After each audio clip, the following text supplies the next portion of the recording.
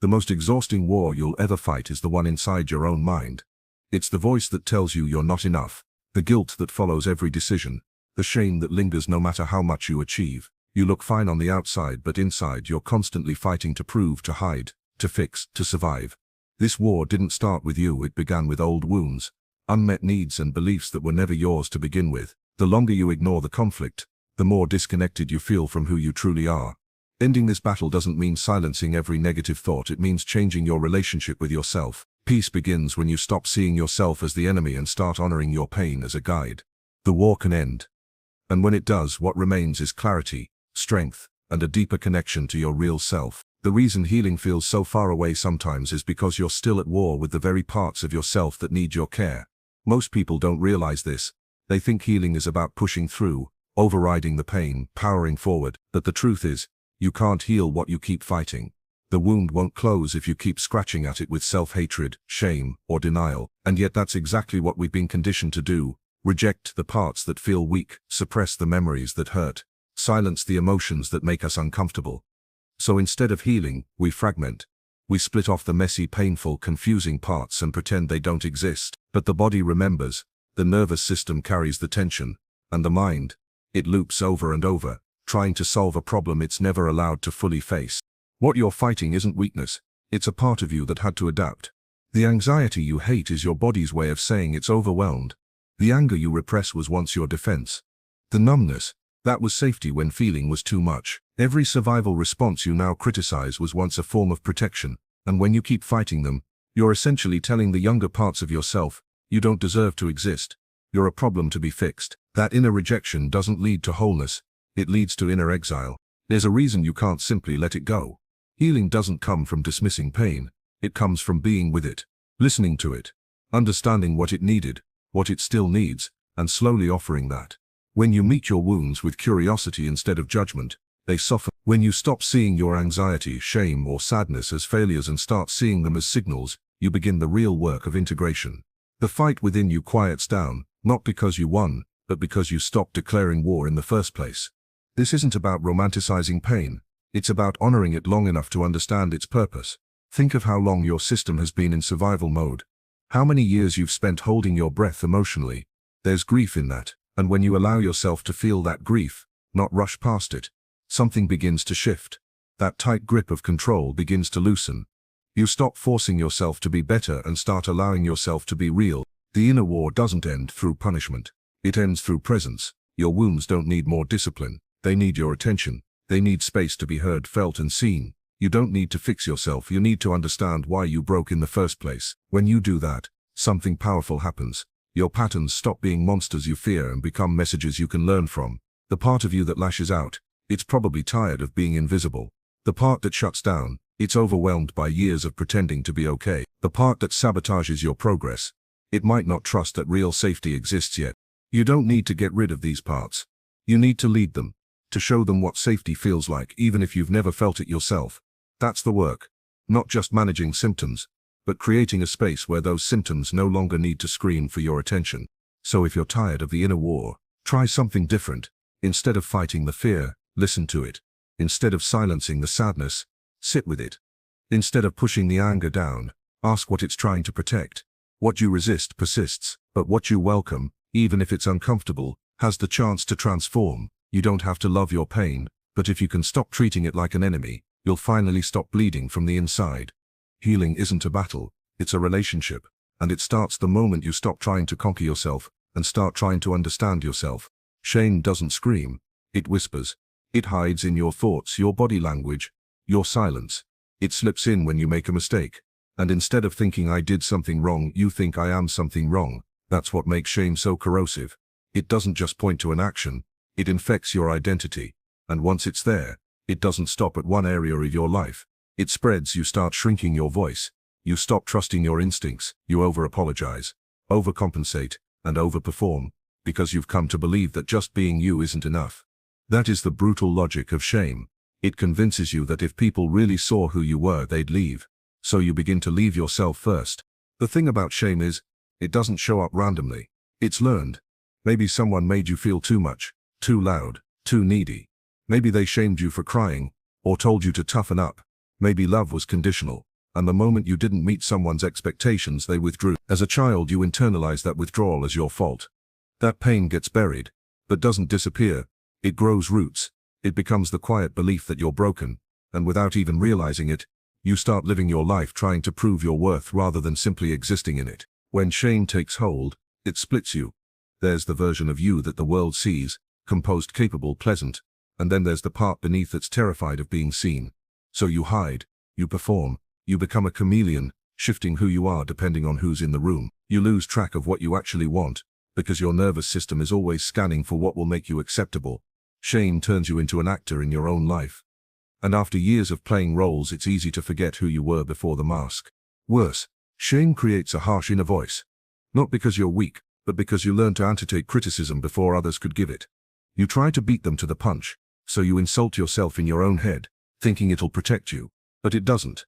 It just deepens the wound. The voice says, "You're not smart enough. You're not attractive enough. You're too sensitive, too messy." And you start believing it, because it's been on loop for so long. That voice isn't the truth. It's a recording of someone else's pain that was handed down to you. And then comes the isolation.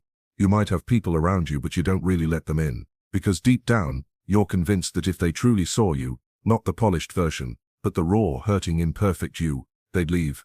So you stay guarded, or you overgive, or you become the fixer, the pleaser, the one who never needs anything, because needing feels dangerous when you carry shame. Vulnerability feels like exposure, and exposure feels like a threat.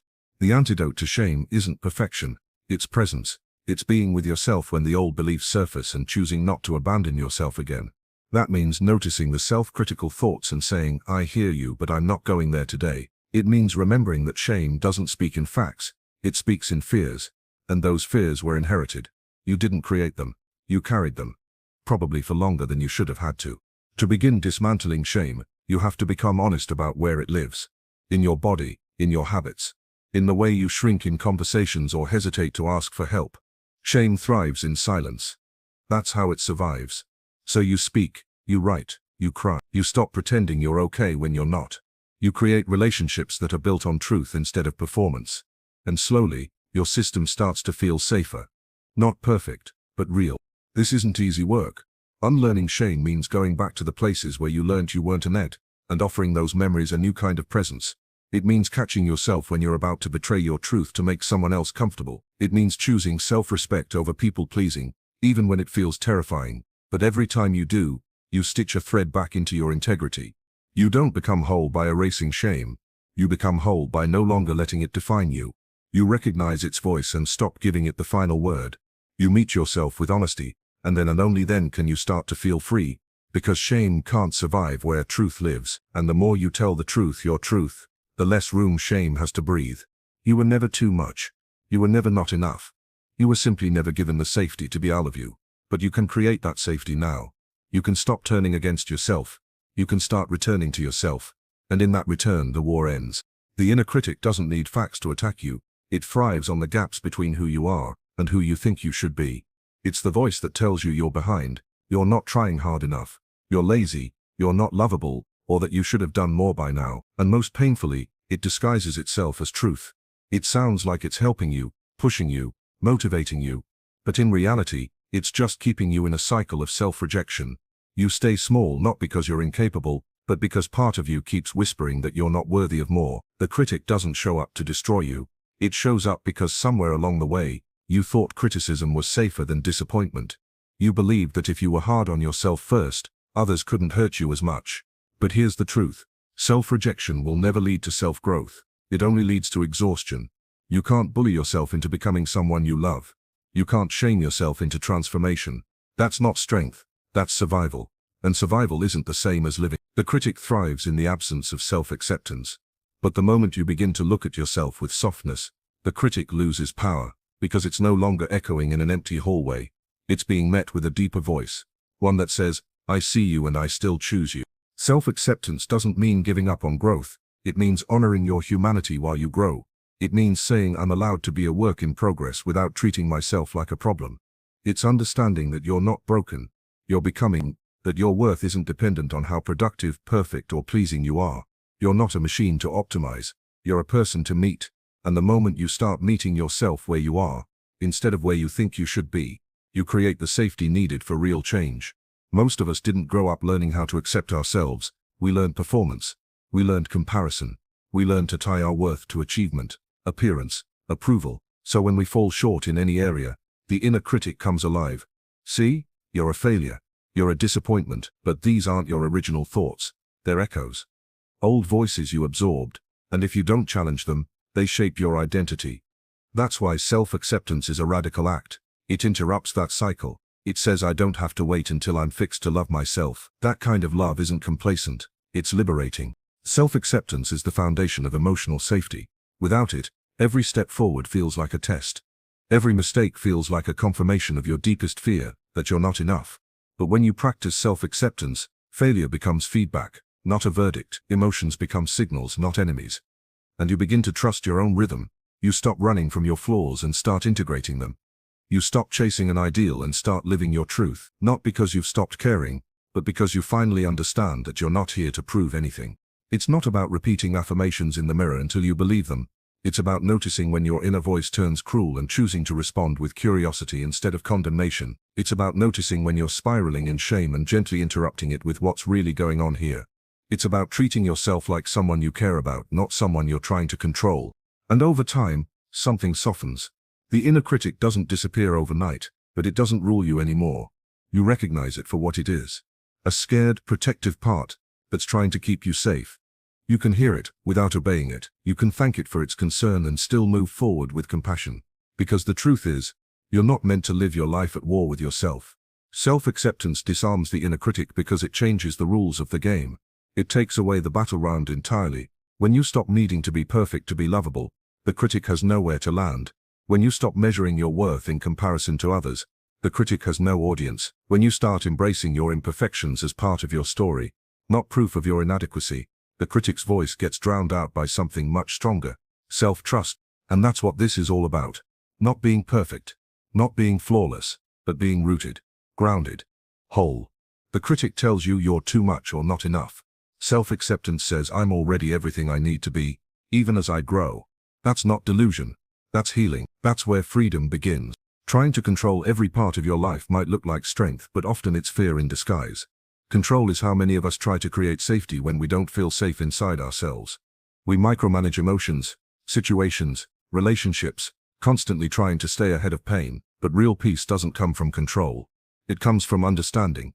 It comes from turning toward what you're trying to escape, and finally listening, because beneath the anxiety, the perfectionism, the overthinking and the self-sabotage, there's a part of you that's not being heard, and control drowns that voice out.